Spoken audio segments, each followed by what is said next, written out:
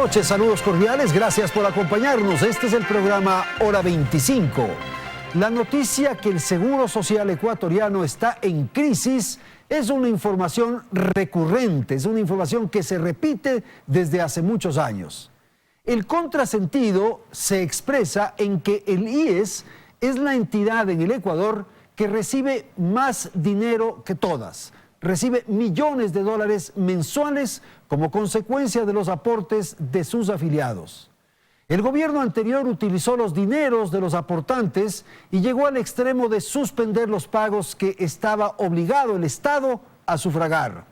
Incluso duplicó las prestaciones de servicio, por ejemplo en salud, incorporando a familiares que no aportan para este beneficio. A esta hora el caos es completo. No hay información, no existe transparencia y se denuncian casos de corrupción.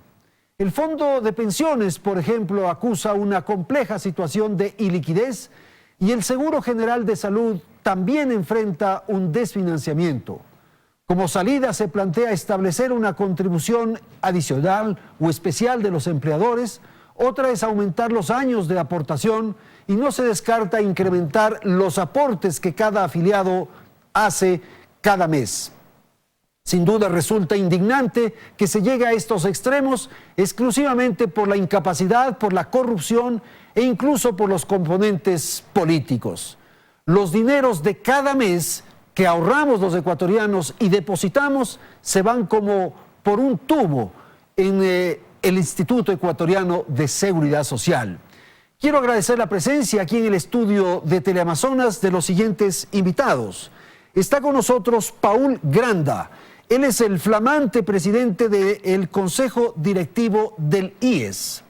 Y agradezco la participación de la doctora Carmen Corral. Ella es una experta en el tema de seguridad social. Quiero anunciar que en pocos instantes se incorporará a este panel Víctor Hugo Villacrés. Él también fue presidente del IES. Natalie, buenas noches. Buenas noches, Andrés, amigos televidentes. Existen varios factores por los cuales hoy el IES se encuentra en apuros, pero sobresalen tres decisiones de administraciones pasadas. La primera ocurrió cuando Ramiro González amplió en el 2010 las atenciones médicas a los hijos menores de 18 años de los afiliados sin el respectivo financiamiento. A este grupo se suman los hijos de jubilados. El gasto anual por esta medida es de unos 200 millones de dólares. La segunda se tomó en el 2015, cuando a través de la Ley de Justicia Laboral se eliminó el aporte estatal del 40% entre el 2015 y el 2018. Esto provocó que el Fondo de Salud se quedara sin liquidez, a que dio paso a la tercera decisión en ese mismo año bajo la gestión de Richard Espinosa, cuando entró en vigencia la Resolución 501, con la que el aporte al Fondo de Pensiones y el aporte al de Salud se revirtieron. Aquello causó una fuerte desinversión del Fondo de Pensiones, es decir, el dinero destinado para los jubilados, que a la fecha superan los 5.000 millones de dólares. A octubre del 2018, el Fondo de Pensiones había disminuido sus ahorros en un 27% en comparación al 2015. Por su parte, el presidente Lenín Moreno elevó la pensión del Seguro Social Campesino a $100. Para esa decisión no se mostraron estudios que respalden la sostenibilidad del aumento de egresos mensuales. Bien, entonces vamos a iniciar esta conversación. Quiero dar la palabra al presidente del Consejo Directivo del IES, Paul Granda, para definir la magnitud del problema. Natalie ha señalado algunas cifras, algunos datos, pero ¿cuál es la magnitud? ¿Cómo le podemos explicar rápida y fácilmente a la ciudadanía que nos ve, que nos escucha, el problema del Seguro Social? Buenas noches. Gracias, Andrés. Hemos dicho nosotros con absoluta y total contundencia para poder lograr las medidas adecuadas, que sean certeras, que sean las medidas precisas a tomar sobre cualquier institución pública, debemos partir de decir la verdad, de decir las cosas con absoluta y total transparencia. Y evidentemente en el reportaje introductorio, digamos, de este programa, se plantean algunos elementos que hay que tener en cuenta, pero hay que entender también que la situación de la seguridad social es una situación de carácter histórico. Es decir, la propia dolarización de la economía del país ya generó un impacto. La Constitución del 2008, que plantea el paso de un rol asegurador de riesgos a una especie de aseguramiento universal, también genera un impacto porque no se preveyó el financiamiento y obviamente los temas que han sido planteados, insisto, en el reportaje introductorio. Ya. Lo que nosotros debemos hacer, y es lo que hemos planteado desde el Consejo Directivo, es que entendiendo cuál es la situación, que es una situación compleja, es una situación difícil, es una situación crítica, debemos tomar medidas de carácter estructural. Es decir, a problemas estructurales, soluciones estructurales, ¿sí? Pero evidentemente también eso implica la necesidad de que podamos construir un gran acuerdo nacional por la seguridad social, porque esto no es un asunto de decisión del representante del Ejecutivo, del Gobierno, sino esto es un asunto en donde debemos estar involucrados todos los afiliados, en donde tenemos que estar involucrados los empresarios y la sociedad en general. Eso para las medidas estructurales. Y nosotros hemos diseñado en estos primeros 30 días ya un plan de intervención al corto plazo. Eso representa 17 intervenciones que vamos a ir desarrollándolo, vamos a ir desarrollándolo en el transcurso del programa, que efectivamente van también a ayudar para que el Seguro Social logre la sostenibilidad que todos los ecuatorianos y ecuatorianas esperamos. ¿Pero qué hay? ¿Hay un desfinanciamiento? ¿Esa podría ser? Tenemos un fondo de pensiones desfinanciado, y además hicimos un proceso de desinversión de cerca o de sobre los 5.000 millones de dólares del Banco del BIES. Eso ya no puede suceder, eso tenemos que revertir. Tenemos que garantizar el fondo de pensiones, tenemos un gasto incremental en materia del fondo de salud, hay una administración deficiente en materia de salud, tenemos atención, por ejemplo, en casos de primer nivel, en hospitales de tercer nivel, eso hace que sea el costo mucho más alto. Entonces, todo ese tipo de temas, efectivamente, nosotros tenemos ya una estrategia para revertir y efectivamente que en conjunto, en ese gran acuerdo nacional, saquemos adelante la seguridad social. Carmen, su mirada, su apreciación de la crisis en el IES. Bueno, muchas gracias por la invitación. Un gusto compartir este panel con Paul. Sí, ya los últimos 3 años yo he venido diciendo, lamentablemente, hay que decir aquí, se los dije. Ya les dije. Ya les dije. Pero sí me alegro de que en este momento el presidente del Consejo Directivo comparta esta visión y comparta el objetivo de transparentar y decirle al pueblo ecuatoriano la verdad, porque realmente, si bien coincido con el doctor Grande en el tema de que hay problemas estructurales, obviamente, que vienen desde hace muchos años, pero no hay que dejar de decir que los problemas gravísimos por los que se aqueja en este momento a la seguridad social son ocasionados por el gobierno anterior. Por decisiones que se tomaron en la administración anterior. Una serie de decisiones que se tomaron en el gobierno anterior, y como ya lo ha mencionado Natalie en su reportaje, el tema del incremento de la cobertura de los hijos de los afiliados, la eliminación del 40%, la resolución 501, o sea, son decisiones que realmente significaron un golpe mortal al fondo de pensiones y al fondo de salud. Podemos ver aquí en este cuadro la serie de presupuestos de el IES a lo largo de los años. Es un cuadro comparativo, está desde 2015. Ya en el 2015 aparece la crisis del fondo de pensiones. Es decir, en el 2015 ya parece que lo que ingresa por aportes no es suficiente para pagar prestaciones, y así sucesivamente. Cuando vemos que cuando se toma la resolución 501 en el año 2015 y luego sucesivamente en el año 2006, el déficit se incrementa y la desinversión empieza. En este año vemos que ya el presupuesto del 2019 todavía le obliga a desinvertir al IES 414 millones de dólares. Entonces, en este momento que el doctor Randa decía que ya no puede pasar eso, está previsto en el presupuesto del 2019 todavía una desinversión de 400 millones, a pesar de que la contribución del Estado ha sido restituida en 1.300 millones. Para entender bien, Carmen, desinversión, o sea, estaba invirtiendo en un momento dado el IES y ahora hay que desinvertir para atender otras cosas. El IES en su fondo de pensiones tenía unas reservas que venían creciendo sistemáticamente desde la ley del 2001 que separó los seguros, que fue una medida muy importante. Empezaron a crecer hasta llegar al año 2015 a 9.000 millones de dólares. Y luego, con las decisiones que tomó el anterior gobierno, con las nefastas decisiones que tomó el anterior gobierno, empieza una desinversión. Yo le he llamado muchas veces el desangre del fondo de pensiones. Hasta llegar a agosto del 2018 a 6.700 millones de dólares, en lugar de estar bordeando los 13.000 millones de dólares. Entonces ahí vemos la magnitud del golpe al fondo de pensiones. Esto quiere decir que para pagar pensiones tuvieron que sacar de los ahorros. Le iban sacando de los ahorros. Le iban sacando de los ahorros, y eso es justamente uno de los problemas más graves. ¿Y el problema más grave es ese, el fondo de pensiones, Paul? Ese es uno de los nudos críticos, sin duda alguna es uno de los problemas más complejos a resolver. Yo voy a complementar lo que planteaba Carmen. Y fundamentalmente tiene que ver con esta resolución, que es la resolución 501. Esa ya repiten varias veces. ¿En qué consiste rápidamente? Digamos rápidamente, Ya. que las pensiones recibían un 9,44% antes y salud 5,71%. Después de la resolución 501 cambia la relación. Ah, es el cambio. Es el que se cambio. hizo, ya Eso quiere recuerdo. decir que al fondo de pensiones enviábamos menos recursos y lo que decía Carmen, empieza un proceso de desinversión para pagar las pensiones, porque las pensiones no dejan de pagarse, un proceso de desinversión desde el año 2016 de un promedio de 1.600 millones 79 mil dólares. Es decir, estamos hablando de más de 1.600 millones de dólares. Es decir, en su conjunto son más de 5.000 millones de dólares. Obviamente eso genera un problema, eso genera un hueco, eso genera la necesidad además de desinvertir nuestros ahorros.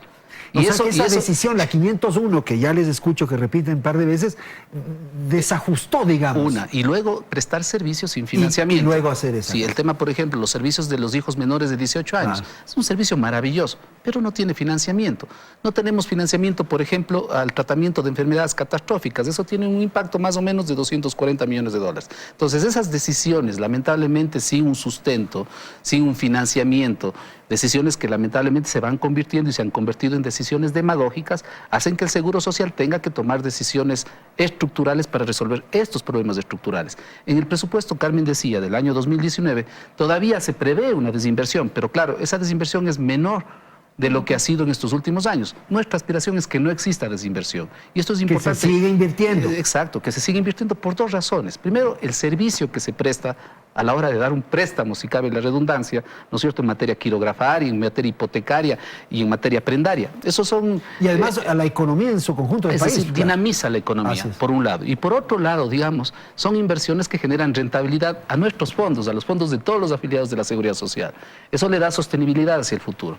Entonces, insisto, nosotros hemos diseñado medidas al corto plazo que nos permitan incluso ser mucho más eficaces a la hora de la administración del Seguro Social, de prestar un servicio en materia de salud y obviamente todo lo que requiere o se refiere a la administración de los fondos, pero eso no va a resolver el problema. Eso nos permitirá resolver el problema de este año, del año 2019. Ya. ¿Sí? Y la voluntad, hay que decirlo, del gobierno irrestricto, y eso es importante decirlo, de apoyar al Seguro Social, y por eso consta ya en el presupuesto general del Estado el aporte de ese 40% que en algún momento se eliminó en el año 2015. Pero eso no es suficiente. Tenemos que ir hacia decisiones de carácter estructural, producto de un diálogo nacional. ¿Y cuál es el riesgo finalmente si no se toman esas medidas estructurales que usted refiere? ¿Cuál es el riesgo? Que usted no pueda pagar las pensiones, que mañana no pueda prestar el servicio de salud o que ese servicio de salud se deteriore.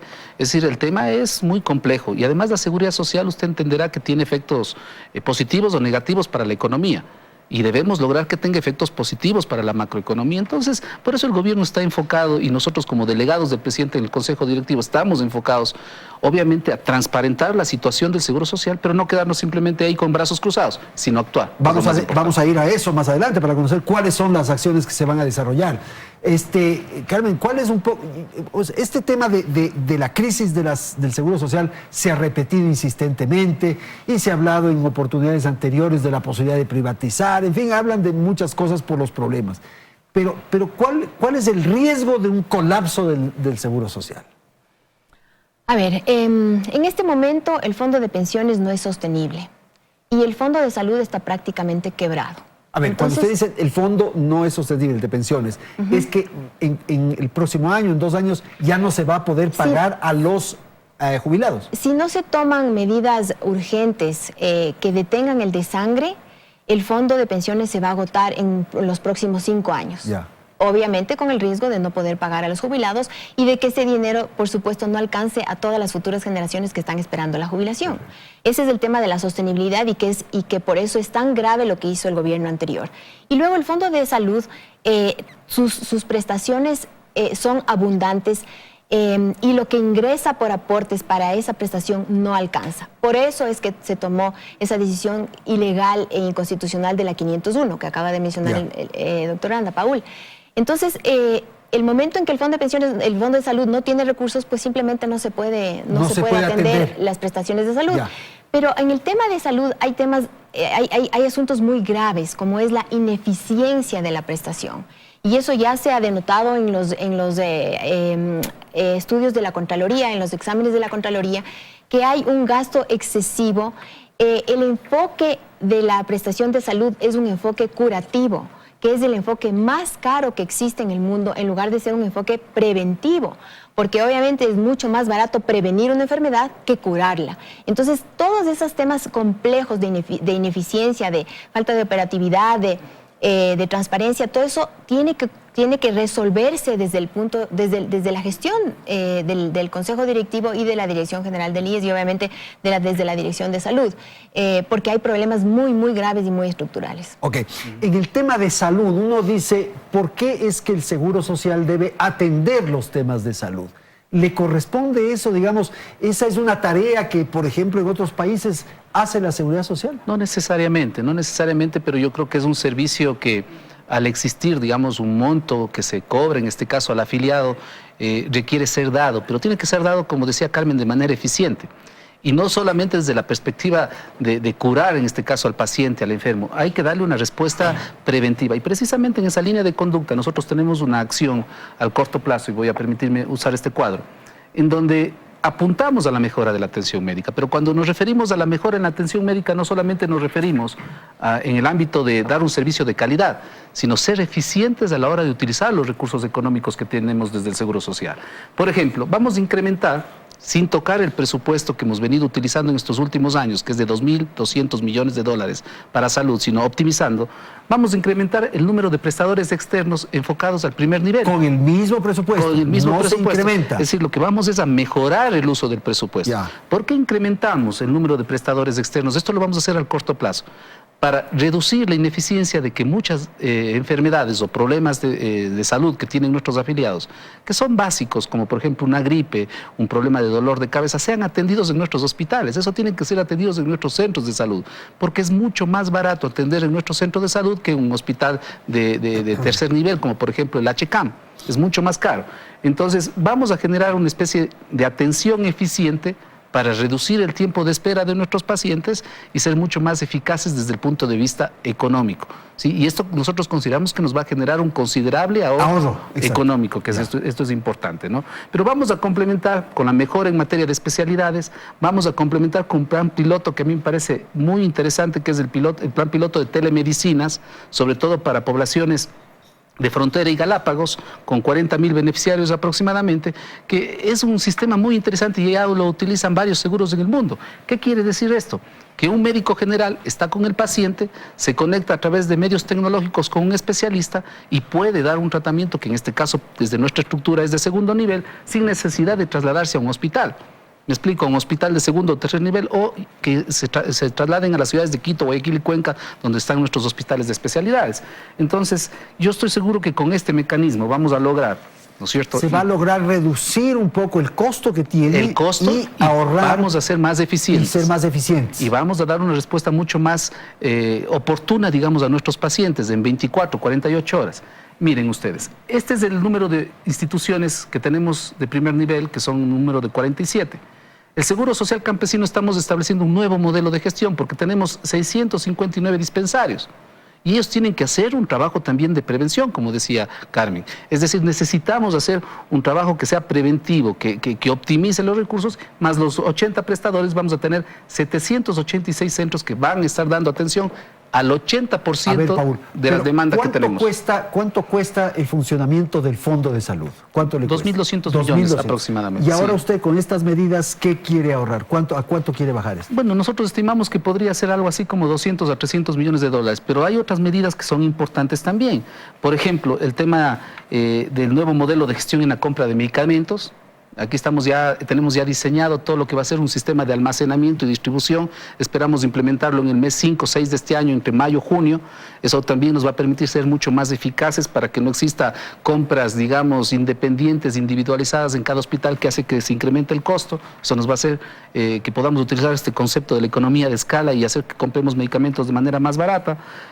Obviamente también eso va a representar el hecho de, como decía hace un momento, de mejorar el sistema del Seguro Social Campesino. Es decir, hay un conjunto de medidas que estamos seguros que en materia de salud nos va a dar muy buenos resultados. Terminemos el Fondo de Salud, por favor, para luego ir al de pensiones otra vez. Sí, o sea, todo lo que acaba de mencionar Paul está muy bien. O sea, eso va necesariamente a combatir el tema de la ineficiencia. Eso está muy bien.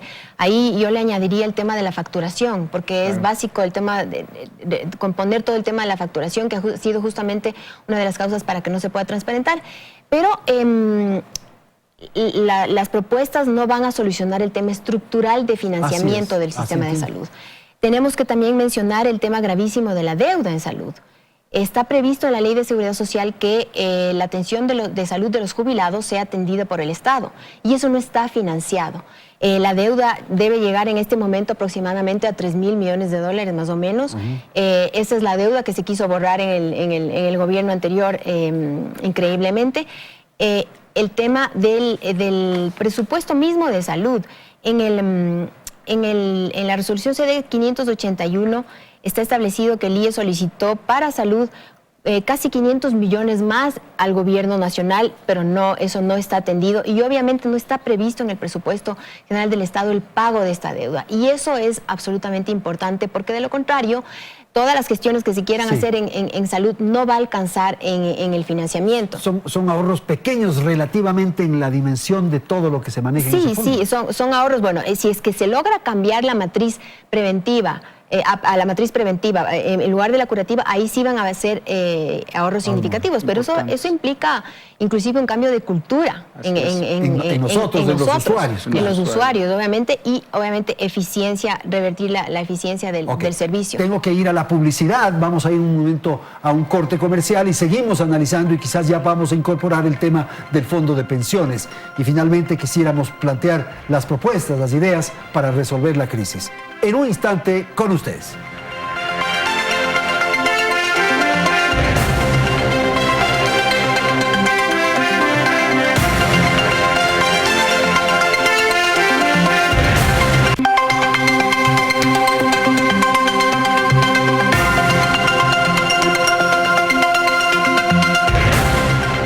Presupuesto del IES para el 2019, los ingresos por aportes de afiliados no alcanzarán para cubrir los gastos por prestaciones médicas y otros egresos del fondo. Esto obligará nuevamente a la entidad a tomar 333 millones de los ahorros del fondo que en octubre del 2018 tenía un saldo de 680 millones de dólares. Además, el Estado no contempló en su presupuesto general del 2019 el aporte que debe dar para cubrir las atenciones a jubilados, amas de casas, personas con discapacidad o enfermedades catastróficas, por lo que el seguro pidió 477 millones para el Seguro General de Salud. Con ello, la deuda por estas coberturas, que se ha calculado en más de 3.000 millones de dólares, seguirá incrementándose. El total de gastos presupuestado para salud en este año es de 2.474 millones de dólares. El Ministerio de Finanzas se comprometió a entregar 1.242 millones durante el 2019 para el pago de pensiones, aunque el Seguro Social calculó esta obligación estatal en 1.755 millones de dólares. Por otra parte, la burocracia pudiera representar un problema para la institución, y es que según cifras oficiales, el IES tiene 38.345 empleados y de ese monto 11.316 son burócratas y personal administrativo. Bien, entonces vamos a ir a la segunda parte del programa. Hay algunos elementos adicionales que hemos incorporado sobre el Fondo de Salud. Quiero saludar ya la presencia de Víctor Hugo Villacrés, quien fue presidente del IES, que se incorpora ya a este panel. Doctor, bienvenido, gracias por estar aquí con nosotros. Y quizás su apreciación, su comentario sobre el Fondo de Salud, que ya tratamos en el segmento anterior, pero que usted alcanzó a escuchar. Buenas noches. Gracias, Andrés, buenas noches. Simplemente empezar diciendo que teóricamente está mal concebido el seguro de salud. Y le explico por qué. Porque a la vez es prestador y a la vez es seguro, siendo obviamente los objetivos diferentes. ¿Cuál es el objetivo de un seguro de salud? Evitar la siniestralidad. ¿Cuál es el objetivo de un prestador de salud? Aumentar la siniestralidad. Claro. Entonces, desde ahí mismo, parte en esencia con objetivos opuestos. Y eso hace, pues, que el seguro en general esté desorganizado internamente en términos teóricos. Si a eso usted le suma que evidentemente hay una deuda impaga de salud por parte del Estado que corresponde a los enfermos catastróficos, que corresponde a los jubilados y que se dice que actualmente asciende a 3.000 millones de dólares y que no se ha elaborado un reglamento desde el gobierno de Gustavo Noboa hasta actualmente el gobierno de Lenín Moreno. Han pasado varios presidentes, Lucio Gutiérrez, Alfredo Palacio, Rafael Correa, ninguno ha hecho el reglamento, más allá de que no se necesita para el cobro, sí es importante que la ley esté legislada. Se necesita el reglamento. Exacto. Okay. Después es importante anotar también que al crecer el número de beneficiarios, con la resolución que aumenta a los menores de 18 años, la carga que recibe el seguro de salud es inmensa, sobre todo porque las patologías no son las mismas. Entienda usted que a los mayores de 18 años se les atiende de enfermedades completamente diferentes a las que podrían tener los niños y los menores de 18 años. Entonces el seguro tuvo que recomponerse internamente y no es lo mismo atender 3 millones de afiliados que atender 9 millones de beneficiarios. De hecho, por cada afiliado existen más de 2 beneficiarios actualmente que se hacen atender en el seguro de salud. ¿Cuál sería el planteamiento? El primer planteamiento y el básico sería un reaseguro para los menores de 18 años con capacidad limitada de cobertura. Es decir, que el IES cobre por los menores de 18 años y no los atienda en sus dispensarios médicos. ¿Y quién debe médicos. pagar eso? Los padres de los menores de 18 afiliados. años. Claro, mucha gente dirá que se está retirando un derecho. No es cierto, porque los menores de 18 pueden hacerse atender en el Ministerio de Salud. Pero para hacerse atender en el IES deberían pagar algo. Porque el concepto básico de un seguro de salud es un seguro de prima y siniestro. Yo pago una prima, se hace un pool de primas y con esas primas se atiende a los siniestrados. Entonces necesitamos que esos 6 millones de beneficiarios coticen a la Seguridad Social por el seguro de salud y que el IES reasegure con seguros privados con cobertura limitada. 30 segundos simplemente. ¿Y esto? Sí, interesante, muy interesante. ¿no? Y yo creo que es uno de los temas de carácter estructural. Y lo que nosotros estamos planteando, que temas como este, por ejemplo, se discutan en una mesa, todos discutamos en función de darle sostenibilidad al Seguro Social. Yo quiero hacer una puntualización, Andrés, que es importante. Es verdad que existe un gran signo de interrogación respecto a la deuda del Estado con el Seguro Social. Ojo, no solo el Estado le debe al Seguro Social, también el Seguro Social le debe al Estado. Ahí en algún momento hay que buscar un sistema de compensación. Pero lo que nosotros hemos trabajado ya con el ministro de Finanzas es cumpliendo con una recomendación de la Contraloría General del Estado, es de conformar un comité, una mesa técnica que está precisamente determinando exactamente cuál es esa deuda. ¿Sí? Y obviamente se establecerán los mecanismos del pago. Eso se requiere, por supuesto, no solamente de decisión, en este caso desde el Ministerio, sino de voluntad política del gobierno. Y yo tengo que reconocerlo. Obviamente soy el representante del presidente del Consejo Directivo, pero hay una voluntad del gobierno de que se saneen estas cuentas. Sincerar primero y sanear. Sincerar con valentía, naturalmente, con transparencia, con honestidad, como corresponde. Si nosotros no tenemos claridad de lo que está pasando en el Seguro Social, ¿qué tipo de acciones vamos a implementar? ¿Qué soluciones podemos plantear? Hoy tenemos claridad. Okay. Y hoy hay un gobierno y hemos nosotros tomado la decisión de transparentar con absoluta rigurosidad y tomar acciones para resolver. Carmen, sobre esto, por favor. A ver, tomémosle la palabra al doctor Granda. Ya está. Porque ¿cuántas veces hemos oído de la comisión? La comisión que está descifrando la deuda. Años, vamos años en este tema de la comisión. Es más, la comisión anterior en el gobierno, justamente la comisión de Rafael Correa, justamente fue la que determinó que no había que pagar la deuda. Ellos llegaron a la conclusión. Ellos llegaron a la conclusión que por falta de reglamento, y no sé si te entendí bien, Víctor Hugo, pero dejemos claro que no hace falta un reglamento para poder determinar el monto de la deuda. O sea, eso está clarísimo. La Ley de Seguridad Social establece clarísimamente que es el Estado el que está a cargo de las prestaciones de salud de los jubilados y en ese es el monto de la deuda. Habrá varios conceptos ahí. Están los jubilados, están las catastróficas, está el tema de no llamas de casa, sino las jefas de hogar, ¿no? Todos esos conceptos están en ese monto. El Ministerio de Finanzas y el IES muy bien pueden determinar por tramos la deuda. Es un tema solamente de decisión. O sea, es un ejercicio relativamente fácil. Es un ejercicio relativamente fácil, tiene su complejidad porque sé que el IES desde el 2007 hacia atrás no tiene las cuentas claras, ese tramo podía quedar sujeto a auditoría, pero lo que está claro y lo que está facturado definitivamente se puede determinar y decir, ok, este es el monto por jubilados desde el año 2008 hasta acá. Esta es la alternativa de pago.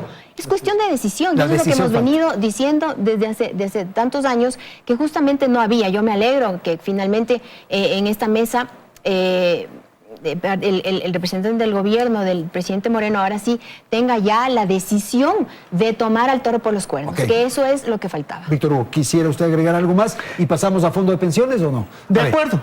O sea, yo creo que en efecto la ley es clara. No existe la necesidad de un reglamento para cobrar, sí un reglamento para poder ejecutar muchas cosas de esa ley. La ley establece que no podrá haber servicio o prestación sin el respectivo pago. Entonces el tema este de los menores de 18, que me parece que es el grueso que genera inconvenientes en el seguro de salud, tiene que reasegurarse. Hay que resolverse eso, por supuesto, ¿no? Con lo cual los afiliados serían los que se atiendan en el actual sistema, que en ese caso tendría plena capacidad actualmente con el número de médicos que tiene para sostener. ¿Y hay alguna idea de afiliados? cifra de cuánto nos ahorraríamos en eso, Víctor Hugo? Alrededor de 250 millones de dólares anuales. Anuales, claro. Un tema que quiero complementar. La Ley de Seguridad Social, cuando se emitió, preveía que esté incluida en la prestación el cónyuge y los hijos de hasta 6 años de los afiliados. Para eso ya contemplaba que el aporte en salud debía ser hasta el 10%, solo en salud. Bueno, antes era 5.72, luego fue revertido con la 501. Pero fíjense ustedes que solamente para atender hasta a los hijos de 6 años ya se necesitaba que el aporte en salud sea el 10%. ¿Cómo no va a ser necesario un financiamiento si es que se incrementó hasta los 18 años de edad? O sea, claro, ese es el contrasentido, que la propia ley determinaba que el aporte para salud debía incrementarse y se hizo todo lo contrario. Cuando ya las cifras cuando ya los números estaban en rojo, tomaron las decisiones más irresponsables que podían haber tomado. Ok, vamos al fondo de pensiones. Vamos al fondo de pensiones. ¿Cómo atacar eso? ¿Cuál es la situación? ¿Cómo explicarle? Yo diría la primera medida, que tiene que ser complementada con todo lo que hemos conversado sobre el tema del fondo de salud, es revertir la resolución 501. Porque no se olvide que la resolución 501 le saca los recursos del fondo de pensiones y le manda al fondo de salud. Y se genera una falsa percepción de riqueza y claro, hacemos hospitales, y etcétera, etcétera. Y no cobramos ciertas prestaciones. Entonces hay que devolverle esos recursos al fondo de pensiones. Esa 501 fue maldita de alguna manera porque generó problemas en salud y también en pensiones. O sea, en salud le inyectó recursos. Sí, le inyectó, pero le dio esta idea de... Lo que se dice es que en el año 2015 ya no había recursos para la prestación de salud. Y seguramente fue en extremis esa decisión que se tomó. Pero, a ver, si es que no atacamos los temas estructurales, podemos hacer cualquier cosa en el Seguro Social y el problema va a continuar. Entonces yo creo que primero revertir el fondo de, digamos, la resolución 501, ¿sí? Complementado o paralelamente con todas las reformas que vamos a hacer en el tema de salud. Y dos, yo creo que es importante tener en cuenta un tema que a mí me parece que es fundamental, que es ampliar la base de afiliación. Nosotros tenemos un registro de que más o menos 500.000 ecuatorianos, trabajadores independientes, están en posibilidades de cotizar.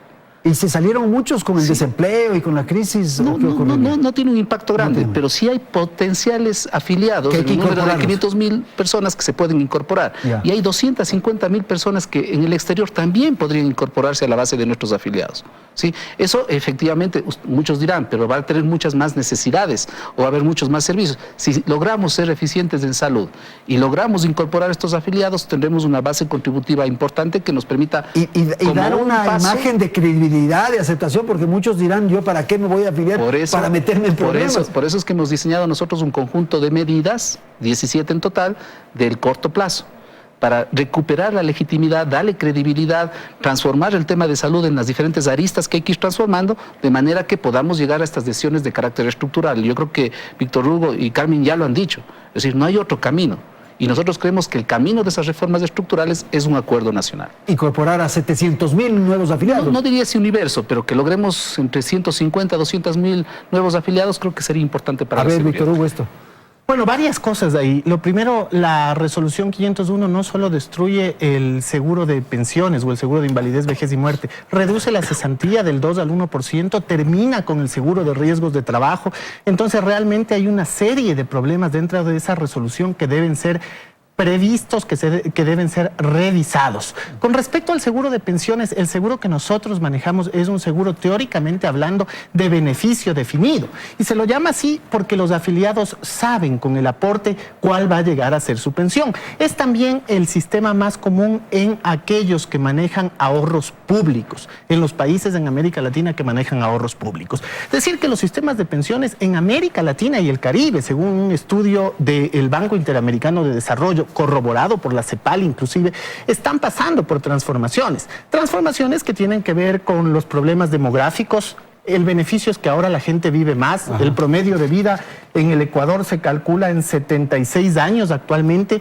Sin embargo, la ley se hizo cuando el promedio de vida llegaba a 65, 66 años. Entonces hay que pensar... Hay que ir haciendo esas correcciones, Por ¿no? supuesto, hay que pensar que ahora vivimos más. Las familias ahora tienen menos hijos. La tasa de natalidad se ha reducido. Con lo cual, esta pirámide que sostiene el seguro de pensiones, en donde hay pocos afiliados y pocos pensionistas y muchos afiliados, que son los que sostienen los pensionistas a través de esto que se conoce como el contrato social, se va terminando y se va terminando en América Latina. Entonces las reformas están llamadas a utilizarse con el tema de aumento de la edad para la jubilación, con las reformas a la ecuación de cálculo de las pensiones. Piensen ustedes en el año 2000.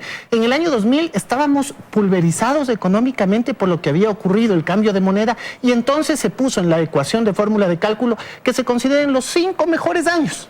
Los 5 mejores años de aporte o 60 mejores imposiciones. Resulta que 19 años después de la dolarización, seguimos tomando en cuenta los 5 mejores años, cuando Chile, Colombia, Perú consideran entre 10 y 15 mejores años de aporte. Eso habría que revisar, ¿no? Por supuesto, porque de esa manera la pensión va a tener más indéresis, va a ser más lógica con lo que usted ha aportado, más los intereses que se ha generado. El mismo estudio de el BID habla de que en América Latina y el Caribe, el 40% de las pensiones son subsidiadas cuando existe un sistema de beneficio definido. Porque el sistema de contribución definida es el sistema privado, al que mucha gente puede estar interesada en llegar, pero ese sistema es del que se queja Chile, por ejemplo. Fíjese, la tasa de reemplazo en Ecuador es muy alta. La tasa de reemplazo es cuánto del último sueldo de activo recibe usted como jubilado. Según este estudio del BID, en el Ecuador es el 90% la tasa de reemplazo. Alguien que gana $1.000 termina recibiendo $900 de jubilación. En promedio estoy hablando. Y es de los más altos de América Latina. Por supuesto. De Sudamérica el más alto. Podemos revisar, por ejemplo, qué ocurre en Chile. En Chile la tasa de reemplazo se ubica alrededor del 38%, lo que quiere decir que con $1.000 de activo, de último salario de activo, recibe 380 como jubilado. ¿Y sabe qué es lo peor? Que los afiliados voluntarios son aquellos que hacen más uso de estas 60 mejores imposiciones. Y claro, el promedio de aporte de los voluntarios actualmente, el salario promedio de aporte es $380. Y como pensión, el promedio de pensión de los voluntarios, $700. O sea, más del 200% la tasa de reemplazo. Ok, Carmen, no sé si quiera comentar esto, por favor. Sí, quiero comentar algunas cosas. En primer lugar, el tema de la propuesta del incremento de la cobertura, eso está muy bien, pero siempre y cuando se le presente al Ecuador un fondo de pensiones sostenible y con viabilidad financiera. De lo contrario, ¿quién se va a querer afiliar a un fondo de pensiones que está a punto de quebrar en 5 años? Entonces, hay que tener eso muy claro, ¿no es cierto? Quería aclarar un tema con la 501 del comentario de Víctor Hugo. La 501 no cambia la cesantía, es la ley de trabajo juvenil la que cambia, la que incorpora el desempleo y le quita un 1% a la cesantía, lo cual a mi modo de ver es regresivo para los trabajadores, porque adicionalmente a la cuenta individual de cesantía que queda en 2%, por ley no le paga el IES del rendimiento real, y yo creo que ahí hay una estafa al afiliado. Claro. Yo le he dicho muchas veces y quisiera por favor que tome en cuenta, Paul, el 2% que se incremente en la cuenta individual del afiliado para cesantía ya no recibe rendimiento real. Digamos que el rendimiento real de las inversiones del BIES sea un 7-8%. No le pagan eso, le pagan tasa pasiva al afiliado. Y además, ¿qué hace el IES con ese spread de 4 puntos? ¿Qué hace el IES? ¿Qué hace? Y yo siento que, bueno, no solamente siento que no, es una estafa al afiliado, porque eso no debería verse. Él debe de percibir su rendimiento real. Y hay que revisar el tema del desempleo, ¿no? Luego, todas estas sugerencias del incremento de la edad de jubilación, de la revisión de la tasa de reemplazo, del incremento de la base de cálculo, etcétera, van a salir de los estudios actuariales que ya están a punto de salir, ser entregados y que fueron contratados ya, actualizados obviamente, porque ahí es donde técnicamente nos van a decir qué es lo que pasa con los distintos fondos y cuáles son las recomendaciones. Ya en el 2013 hubo recomendaciones, ya en el 2013 había que incrementar el aporte, ya en el 2013 había que incrementar la edad de jubilación y sin embargo, ¿qué hicieron? Se vendaron los ojos y tomaron las decisiones totalmente contrarias para ahondar los problemas en lugar de solucionarlos. Ok, gracias. Doctor. Hay otros temas que son importantes porque el tema y la idea de Víctor Hugo respecto a esos son ideas precisas y además son ideas que están en el debate de la región, yo diría del mundo, respecto de la sostenibilidad de la seguridad social. Repito, esa discusión nosotros creemos que tiene que ser producto de un gran acuerdo nacional. ¿Y cómo provocar ese acuerdo? Bueno, ya lo hemos convocado,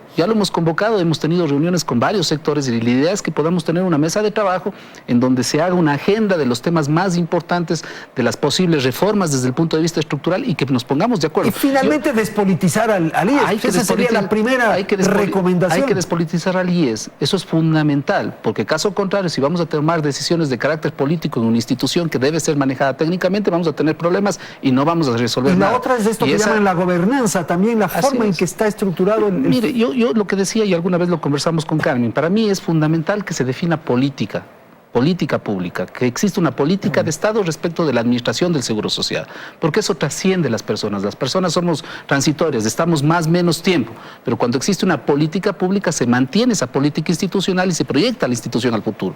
Pero permítame decir dos cosas más, Andrés, que son importantes. No solamente hay que trabajar sobre la optimización del tema de salud, sobre el tema del fondo de pensiones, etc. Fíjese usted, hemos estimado en $1.400 millones cartera vencida que tiene el Seguro Social y que no ha cobrado. Muchos de esos, cartera vencida al sector privado. Es decir, no hay una gestión de cobro, no hay una gestión institucional rigurosa, no tenemos un orgánico funcional con determinación clara y precisa de cuáles son las funciones de cada uno de esos más de 38.000 funcionarios que tiene la institución. Ya vamos a tener en los próximos días un estudio de plantilla óptima y vamos a ir tomando decisiones. El costo en personal que tenemos en el Seguro Social al año es de $1.000 millones. Eso le cuesta el rol de pagos. $1.000 millones, es decir, de $8.500 millones, que es el presupuesto para el año 2019, $1.000 millones es personal. Está bien que nosotros tengamos profesionales médicos de calidad, enfermeras, etcétera, pero tenemos más de 11.000 personas en el esquema o en el sistema de carácter administrativo. Entonces es otra medida que tenemos que tomar. Y una que no debemos dejar de tener en cuenta es la lucha contra la corrupción. Ah, bueno. Es decir, estamos creando ya una unidad técnica de transparencia y ética que precisamente nos permita que impidamos de que exista, digamos, acciones que estén perjudicando a los fondos del Seguro Social. Es decir, que existan compras inadecuadas, compras con sobreprecio de insumos, de medicamentos. Esta unidad se ha conformado ya, estamos conformándola ya, va a ser de carácter tripartita, es mejor que sea independiente y que procese, analice todas aquellas denuncias y, de ser necesario, estas denuncias vayan a las autoridades de control o incluso a las autoridades de fiscalía. El tema de la honestidad, de la transparencia en el proceso de compras y adquisición de insumos es vital y fundamental también para ahorrar recursos. Vamos a la publicidad y retornamos en un instante. Aquí en Hora 25 tratamos el tema de la seguridad social en el Ecuador.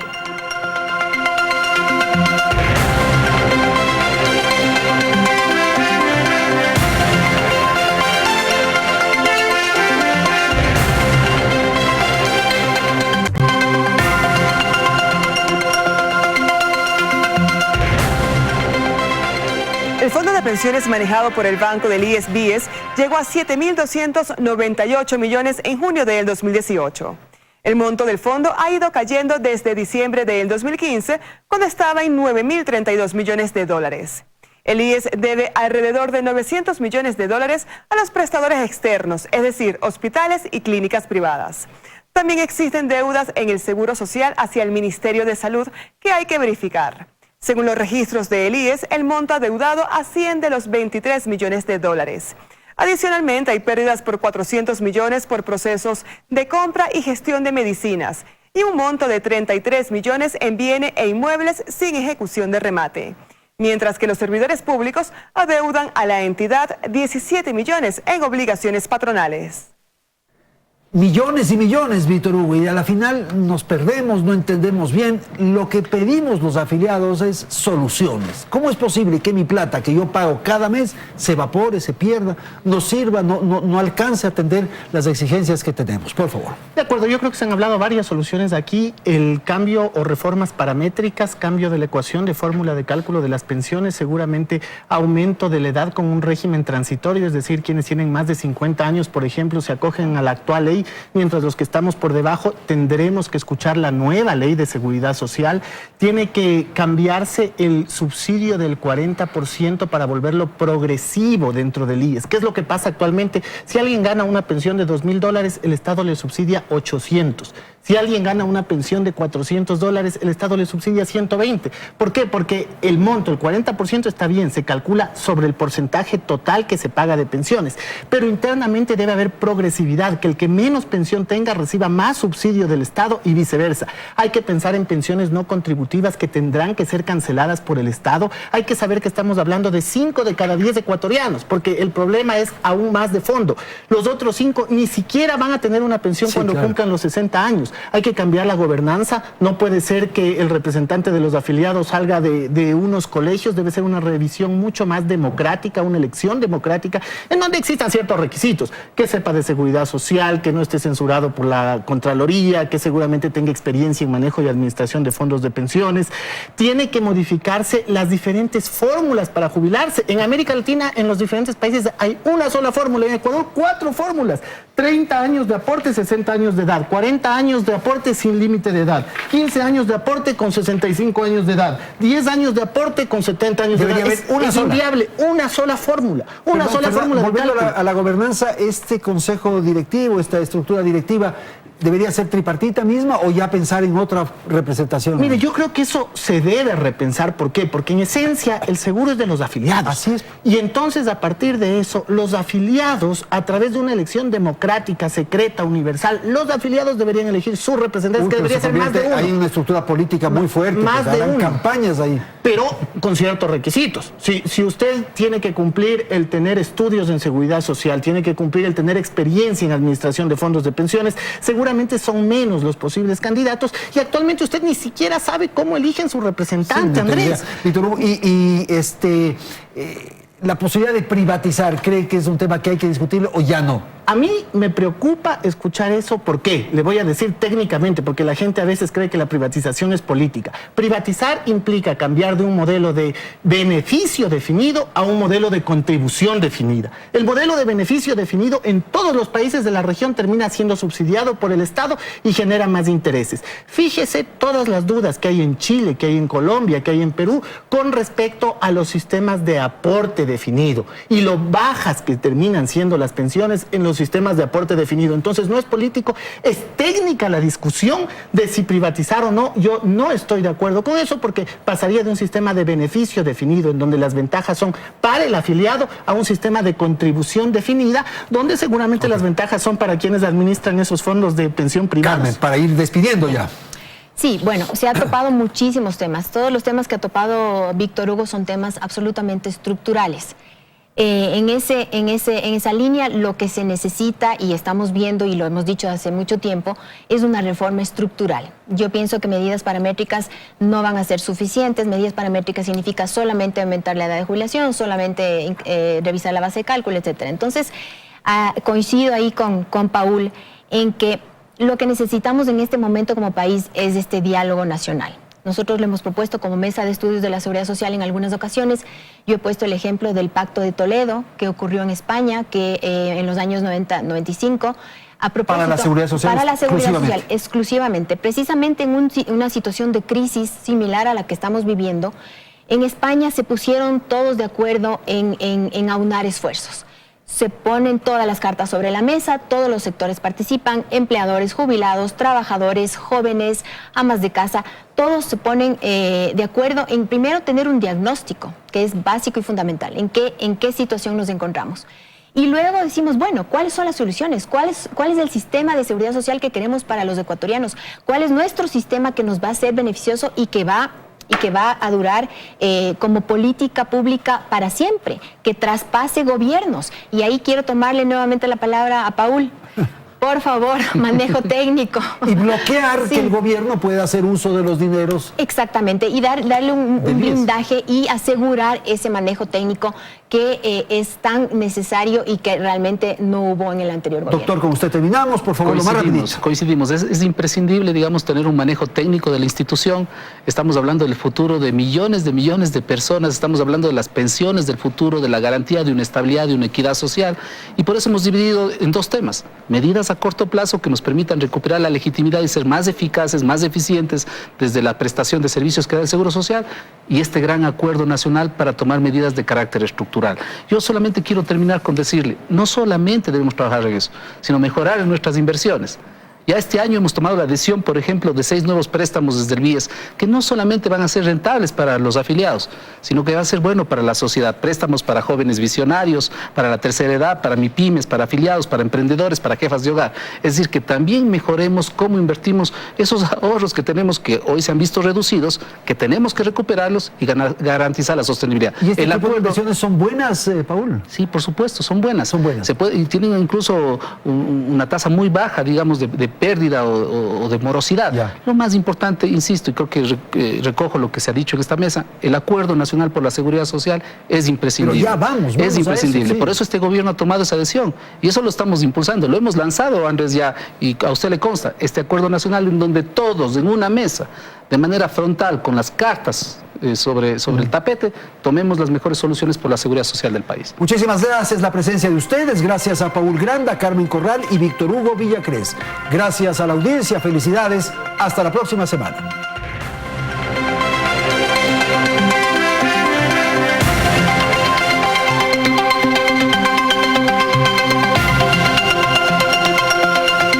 Teleamazonas presenta.